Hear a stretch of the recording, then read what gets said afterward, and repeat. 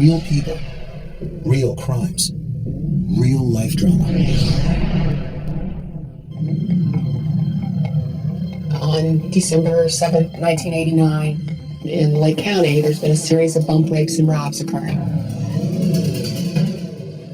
And what that means is you're a single woman driving alone at night, your car gets bumped, and they would grab you, rob you, and sexually assault you.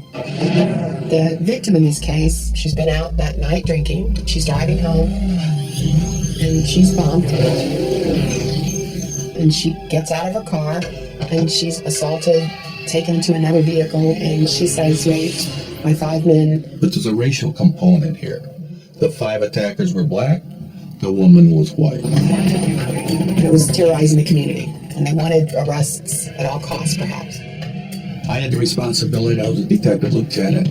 I had a free hand. I received no interference from anybody. Whoever perpetrated this crime were monsters. My next reaction was, can we, as prosecutors, prove beyond a reasonable doubt the identity of the persons who perpetrated this crime? We obtained 2 convictions out of 5 people that raped this girl. I didn't do it. I couldn't do it. I wouldn't do it. Now, when you heard the word rape, It sent chills to me. I couldn't believe that my name was being associated with such a crime. When the judge said 75 years, I'm 38 years old. That's like a death sentence. I'm gonna die in prison for a crime I didn't do. And one night, I hit rock bottom, and I attempted to take my life. I dreamt of a professor and law students coming to my rescue. I used to see it on TV all the time. Then one day, I said, I got my dream team.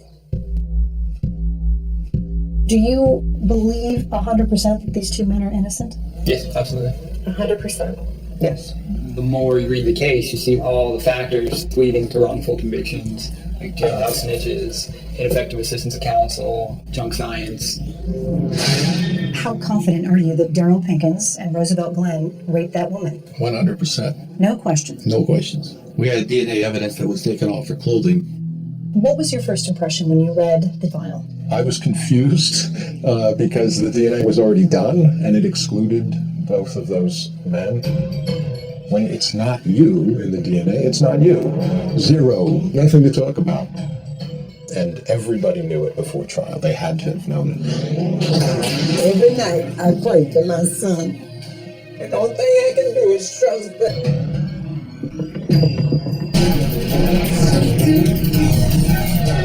I'm Maureen Maher. Tonight on 48 Hours. Guilty until 48 Hours. We'll be back in 90 seconds.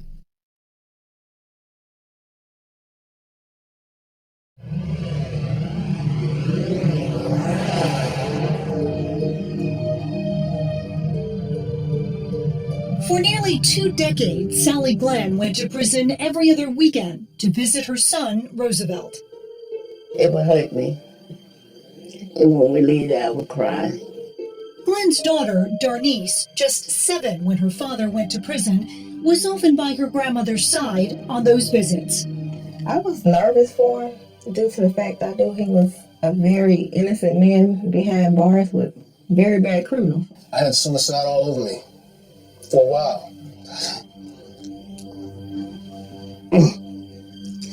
And what stopped you?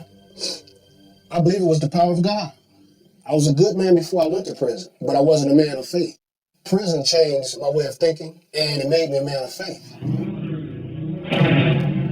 How do you survive in that environment? You have to become colder as far as emotions because I don't trust people like I used to. I don't know if they realize you're pretty much taking the most valuable thing people have. Time, says Daryl Pinkins' son, Damien. I feel like I've lost the most important time of my life, where a son bonds with his father and becomes a man. Mildred Pinkins lost her eldest son. I just couldn't imagine him being locked up. Your child. My child. He's never been in trouble before. Why now? I've got one job as a detective, to get to the truth. The trouble started nearly 3 decades ago when retired Detective Lieutenant Mike Solon worked so diligently to solve a brutal rape case in Hammond, Indiana. I want you to understand something, Maureen. When you do a criminal investigation, you watch where the evidence takes you, and you follow it. This was tunnel vision police work, and they let the real bad guys go. Indiana University law professor Fran Watson runs the university's wrongful conviction clinic, where every semester law students like Max, Polly, and Brenda eagerly sign up to help Watson investigate cases. Did it change your opinion about the law or the system? I guess I'd started my career knowing that the system can fail. For the last 15 years, Professor Watson has enlisted hundreds of her students to help her battle Detective Solon and the entire judicial system to overturn the convictions of Roosevelt Glenn and Daryl Pinkins. You start looking at the case thinking, Fran can not possibly be right about this. I mean, these people got convicted for a reason. Their first assignment? Study the case file, the scientific evidence, a victim ID, the political pressure to solve the case quickly, and accusations of racism. And all of a sudden, each of us had our own aha moments. It was about 1 a.m., December 7th, 1989, and the first of 2 bump and robs that would occur that night was about to take place. Flight attendant Jill Martin was on her way home on Interstate 65, not far from Hammond, when she was bumped from behind. A car occupied by at least 3 black males. She pulls over, and the car pulls in front of her. And then a man comes out of the driver's side of that car and calmly walks to her car. And the black man says, "Are you all right, ma'am?" Fortunately for her, a pickup truck was coming down the highway and started to pull behind them, thinking it was an accident. All 3 blacks walked rapidly to that car, got in, and left. Jill Martin said the men took off. Still, she was able to get a good look at their car and write down a partial license plate number. About 30 minutes later, another bump and rob. The victim in this case, who we will call Jane, was also on her way home. So this is essentially where she pulled over. Right here at the light. 26-year-old Jane was stopped at this traffic light, just 1 block from her home and husband, when she was bumped from behind. She got out of the car and she walked to the back of her car, and a black man gets out of the car and walks very calmly, very leisurely to her and says, "Are you all right, ma'am?" The exact same words flight attendant Jill Martin reported hearing less than an hour earlier. But this time, there was no escape. Before she has a chance to respond, he grabs her by the arm. Jane says it all happened so fast. 2 other men appeared, grabbed her from behind, and forced her into their car. Then both cars sped off. Jane would later report that she was stripped naked, and all 5 men took turns brutally assaulting her in the back seat of their car. She gave a very detailed statement to Lieutenant Solon. Former Lake County prosecutor Joe Kurash. It's her testimony that all 5 men ejaculated. Solon had the rapist's semen, giving him their DNA. But the national DNA database did not exist yet, so he still had to find the attackers. But Solon did have these workman's coveralls, also called greens. Jane's attackers had used them to cover her eyes. She was still clutching them when she was forced back into her own car and released. West Tech lot number 311 was stamped into the green. There was a tag there saying size medium. Solon tracked every pair of medium coveralls stamped West Tech lot number 311 until he got to a scrap metal management company called Luria Brothers. And I took the greens out of the bag and I held them up. Okay. Kevin Barker, who takes care of greens, says, if those are greens, I know who we gave them to. Roosevelt Glenn was an employee at Luria Brothers who wore medium-sized greens. 4 days after the attack, Glenn reported his coveralls had been stolen on the night in question. 2 more employees had also submitted and signed reports, stating that their coveralls were stolen that night as well. Daryl Pinkins and a man named Bill Durden. Because they signed those sheets, they attached to each other that the night of the rape, they were together when they left Luria Brothers. That's not all Solon tracked to Luria Brothers. Based on descriptions given by both women, Solon determined that the car the attackers were driving that night was a 1970s green Pontiac Catalina. So he tracked down every single registered car in the area that fit the description. Fortunately, there were only 9 in Lake and Porter counties registered cars of that nature. 7 belonging to white people, 2 belonging to black people. One of those 2 cars belonged to Gary Daniels, a janitor at Luria Brothers. Solon now believed he had a 4th rape suspect. There was just one problem. Remember, Jill Martin had given police a partial license plate number. Did the plate match on Gary Daniels' car? No. But the plates did match a car that had been stolen the night before the attack. Solon contends the men stole that car, sold it for scrap metal, and put the stolen plates on Daniels' car. It doesn't make sense why they would steal an entire car and then put a plate on somebody else's car. Yes. Why not just use the stolen vehicle? I can't answer that question other than the fact that they stole the car. But the fact is, these men were never charged with stealing any car, and no DNA was ever found in Daniels' car linking it to the crime. Solon still needed one more suspect. Jane said 5 men attacked her, so Solon went back to Luria Brothers and found a 5th suspect, Barry Jackson. What did you have on Jackson? Jackson, everybody said he's out with them all hours of the night, and that was enough for the judge to say, okay. Solon easily got an arrest warrant for all 5 men. I remember him coming to my house, knocking on my door and asking me, why don't you tell your son to plead guilty? I said, oh no, there is not guilty of nothing. And I slammed the door in his face and I told him, don't come to my house anymore.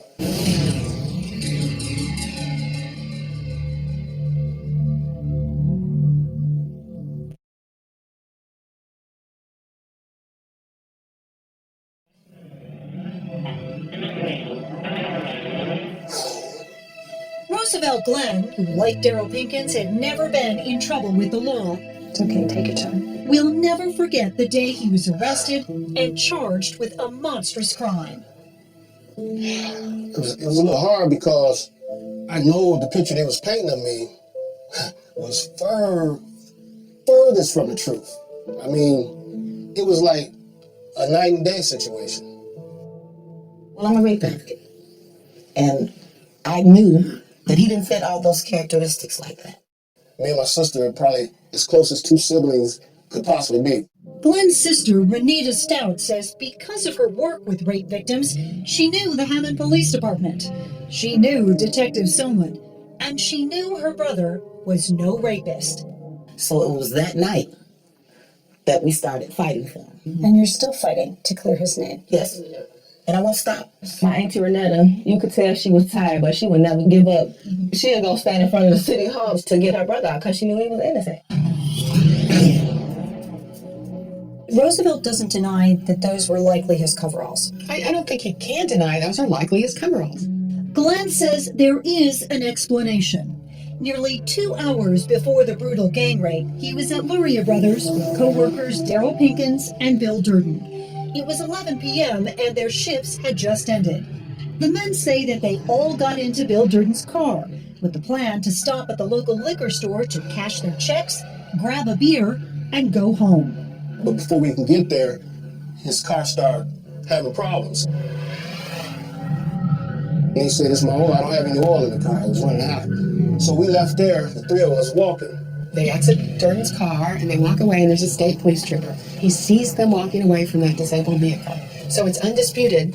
The car broke down and they walked away from it on a frigid night. The men say they took only what they needed and walked to a payphone. Roosevelt called a friend who picked them up and then let Roosevelt use her car. After we dropped her off, we went to cash our paychecks. And the lady there, she was very nice. She sees us all the time. And so she said, you guys are late. I said, yeah, the car broke down. From there, they bought 2 quarts of oil and headed back to Bill Durden's car. And that's when we found out that the windows had been broken out. The car had been broken into. The passenger side window was shattered. 2 shopping bags and a duffel bag, which had been in plain sight, were now gone. Inside those bags, 3 workman coveralls. He does not dispute that those are his greens. He said, those are my greens. They were stolen from the car. That's the story he gave. Solon was so sure he had the right guys that he urged the men to confess. He told Daryl Pinkins DNA was better than a fingerprint. Then, if we didn't do the crime, DNA would surely exonerate us. So we told them, we'll bring the test on.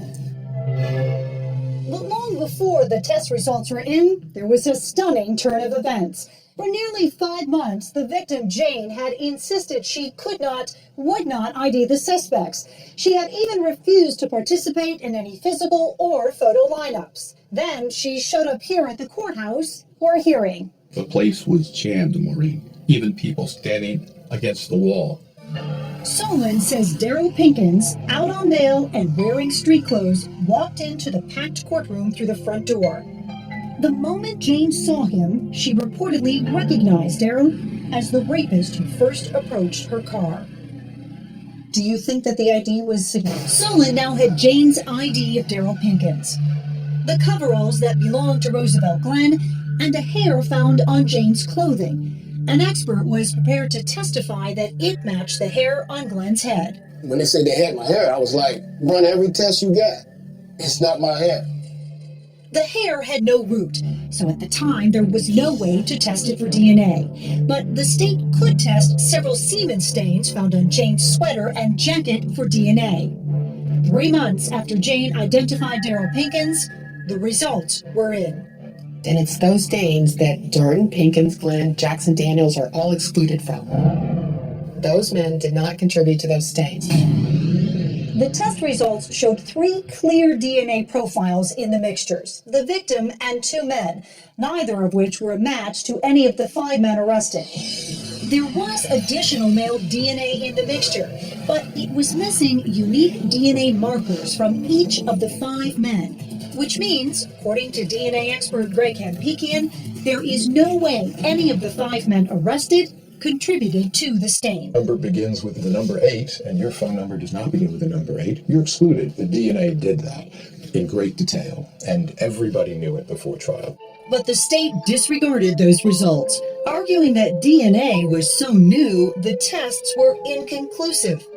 Prosecutors did concede there was not enough evidence against Barry Jackson and Gary Daniels, and dropped the charges against those 2 men. And they wipe their names out, and then they refile showing that Daniels and Jackson have been dismissed.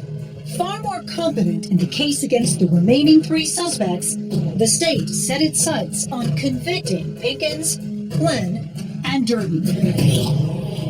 How do you take somebody's life away and act like it was nothing?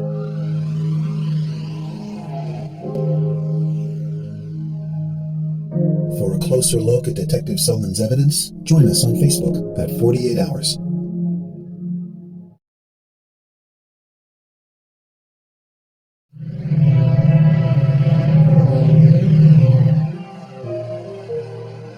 It was January 28, 1991, and the first to go on trial was Bill Durden. The most damning evidence against him? His ties to Pinkins and Glenn on the night of the crime. The result was a hung jury. We never retried. And why wasn't he retried? The weakest case out of 3. The next to go to trial was Daryl Pinkins. Pinkins was convicted on 3 counts: rape, criminal deviant conduct, and robbery. My knees kind of like buckled a little. I moved a little, swerved a little, and I couldn't believe it. I was like, this don't make sense. It's rough. It's very rough. I wouldn't wish this on anybody. You know, it's a lot. Roosevelt Glenn was tried twice. The first trial ended in a hung jury. A second jury convicted Glenn of rape. I was in such shock that I couldn't even think. And then I heard my mother and sister scream. It was a bad day for everybody. My grandmother would always ask me, am I ever going to see my grandchild on the ground again? Because I know it didn't do it. Hope dwindled in this case for about a decade. Then along came Professor Watson's wrongful conviction clinic and her law students. It doesn't make any sense. Did you walk in thinking, well, they convicted him, they must have had something? I think that's what we all hoped. We're all in our third year of law school. That's what we've been taught. Having gone through all the evidence, there's nothing to me that outside of the coveralls that really indicates that they're guilty. But the real problem for the defense has always been the victim's ID of Daryl Pinkins. That ID is deeply flawed. I would say that ID should have been problematic from day one. Problematic, they say, because it contradicts the victim's initial statement given to police. I thought she said they were young, punk sounding. She said young black males in their 20s, punk talk. Right. Not one of the 5 men arrested fit the description of a young punk, especially Daryl Pinkins, who was 37 years old and married with young children at the time.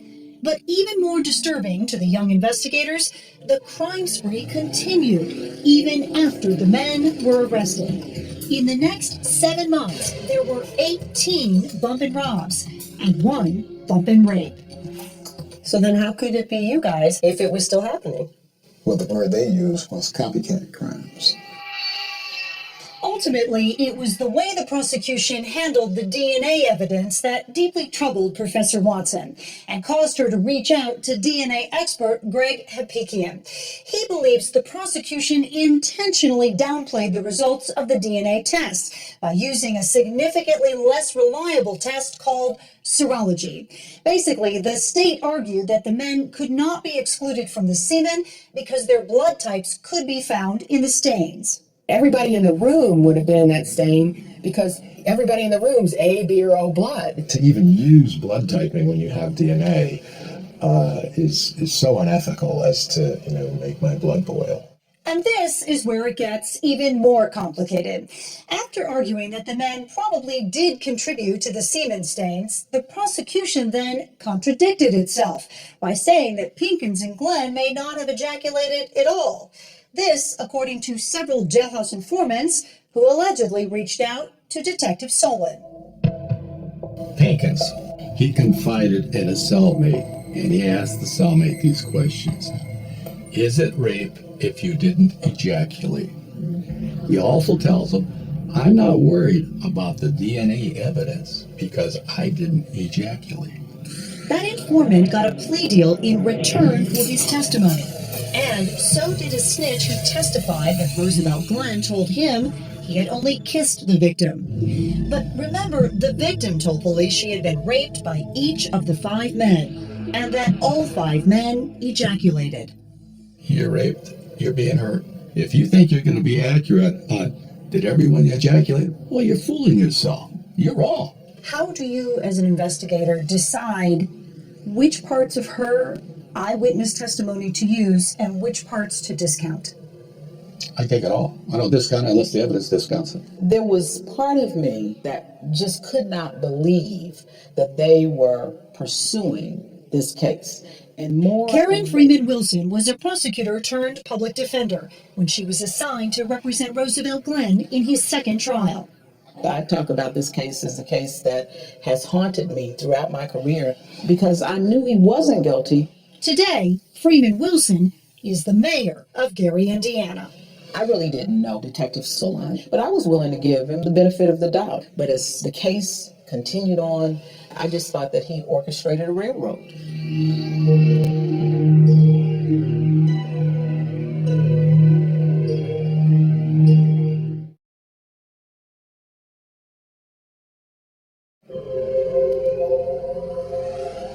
In the 24 years that you've been in prison, you've lost your dad, both brothers, and you lost a sister. My oldest sister, yeah. By 2005, Daryl Pinkins had exhausted his appeals, even though new and improved DNA tests continued to exclude him and Roosevelt Glenn from the semen stains.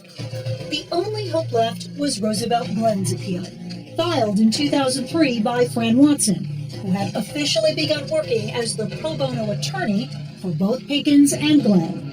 Did it ever cross your mind to maybe cut a deal? Nah, Have you ever once given a confession? No, I would never confess to something I didn't do. Knowing that the science of DNA had worked against the men so far, Watson turned to a different science. One that actually had caught up with the case: hair analysis. The FBI came out in the last couple of years and said, we're sorry, we've convicted people with bad hair comparison testimony. We now know that you can't put two hairs under a microscope and figure out if they came from the same person to a reliable degree of scientific certainty.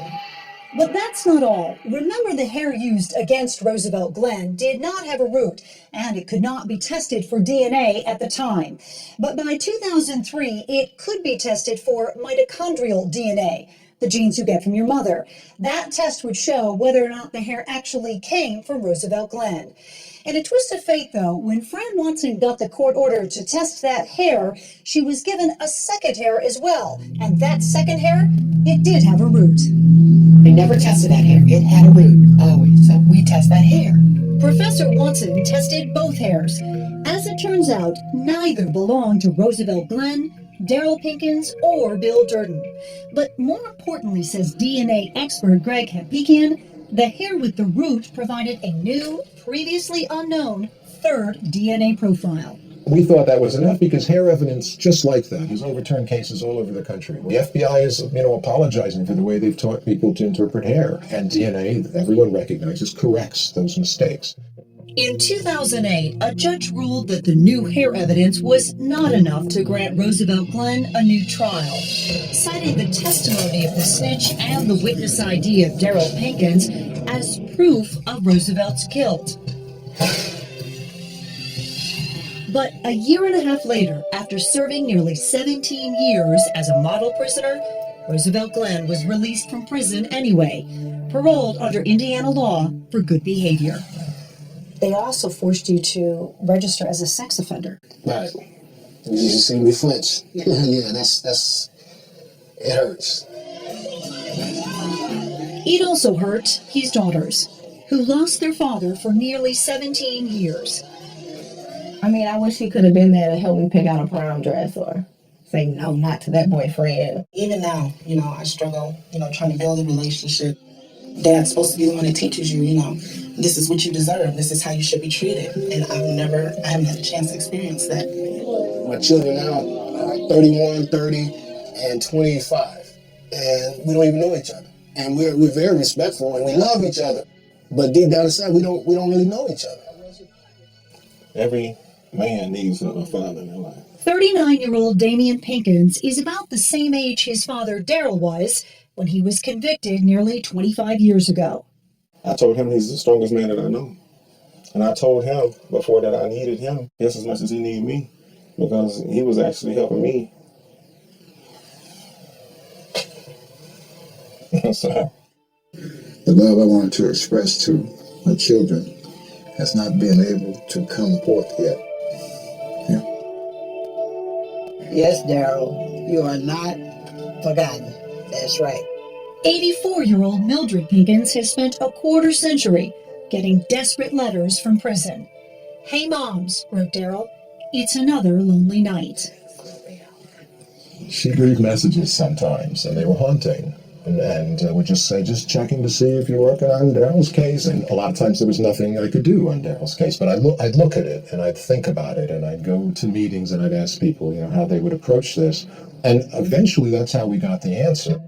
It was at one of those scientific meetings where Greg Hapikian met Dr. Mark Perlin. 81.5. Perlin had recently developed a new DNA technology he calls Trill Allele. It's a computer program specifically designed to analyze DNA mixtures.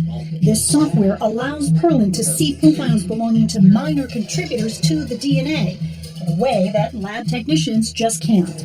Trill Allele, for example, was used in 9/11. Because there were so many human remains mingled. Trill Allele was being used by crime labs? For prosecution? Well, presumably for justice. Perlin agreed to run the test in this case for free, a process that began back in October 2013. The last 25 years has been very exhausting. But we haven't given up hope. We're not going to give up. Nope.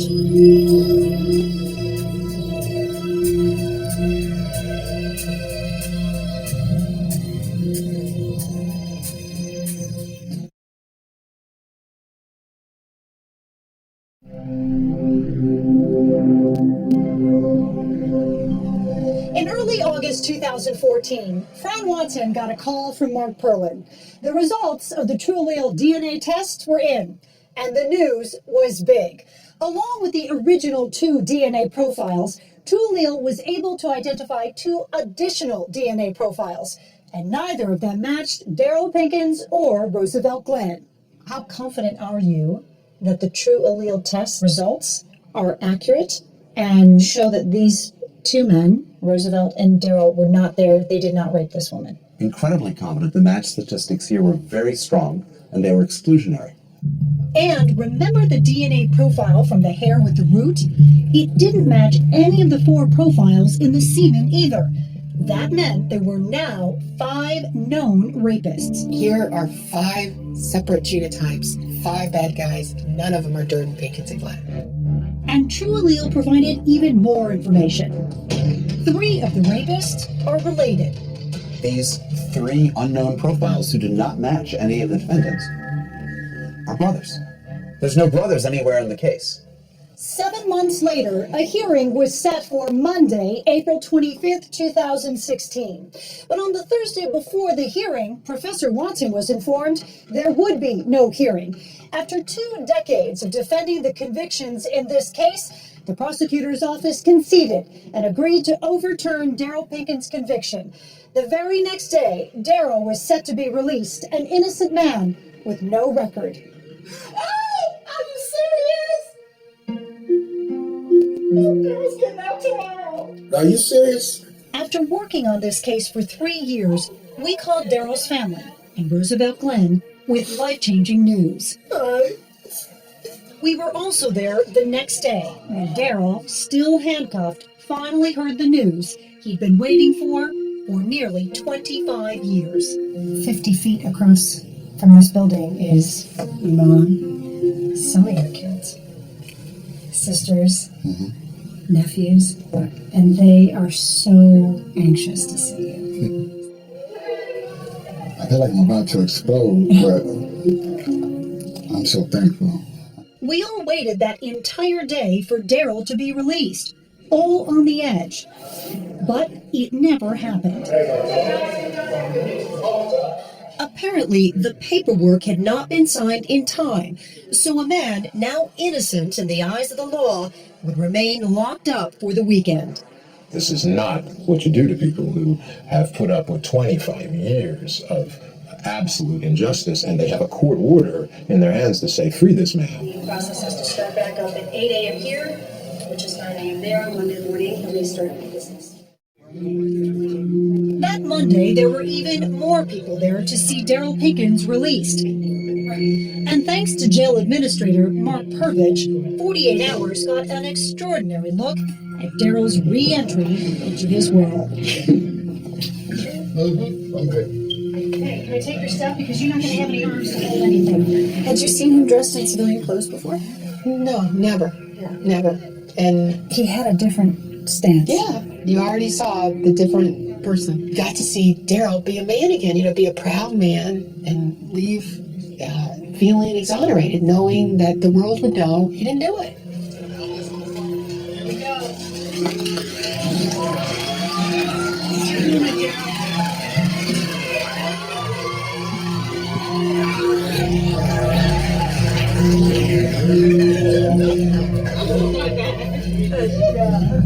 For the first time in more than 2 decades, Daryl Pinkins, now 64 years old, was actually able to hold his mother and his children.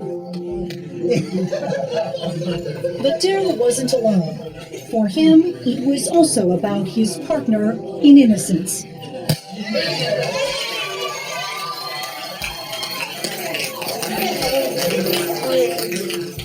Is this the first wrongfully convicted case that TrueAllele has been responsible for overturning the conviction? Yes. Precedent setting? Clearly. And hopefully open up the eyes of other lawyers that in these mixture cases, it's now time to go back and try again. Feels like this day was It was meant to be. I feel like this is a new beginning. You know, yeah.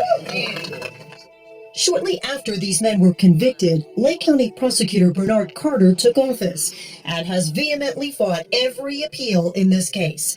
1 month after Daryl's release, Carter finally agreed to an interview. Has this office, have you gone back and looked at the case all the way through to say, did we miss something here? Yeah, we have done that, and not really. Only thing we feel that we got conclusive evidence once that last DNA profile was, we felt absolutely there's something that's But to be all the done. way up But until all the way that- up until that, it was an arguable case. Yes, it was. With one pretty significant exception.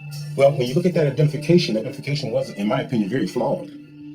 After personally taking the time to review the entire case file, Carter, who shook Daryl's hand the day he was released, says he is now very bothered by the victim identification, which kept Daryl behind bars for nearly a quarter century.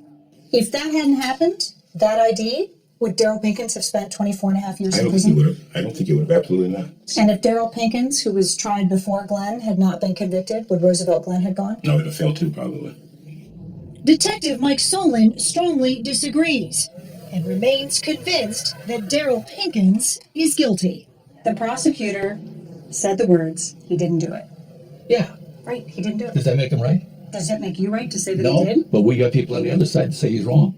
Not the mayor of Gary, Indiana, Karen Freeman Wilson, who gave Roosevelt Glenn a job when he was paroled. Is it a fair question to ask you if you think race played a role in this case? I certainly think it did in the investigation, in the way that Detective Solon viewed these men, the fact that there were black men charged with raping a white woman. Asked them to produce any evidence that shows that I was racist on this. I talked to them. I gave them the Miranda warnings. I never threatened any of them. I followed the evidence. I never used the word nigger to them. I never insulted them using that word. Have I ever used it in my life?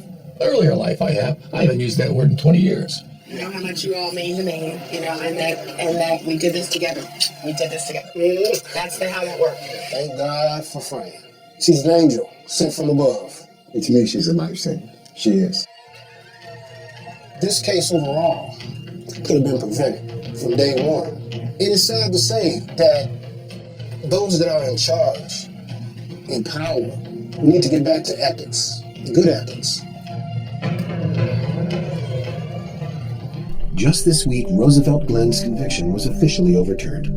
He will now move to have his name expunged from the Federal Sex Offenders Registry. Daryl Pinkins is living with his nephew and is looking for a job.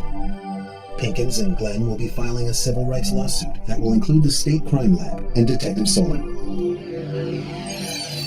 Relive Daryl Pinkins' emotional release from prison now at 48hours.com.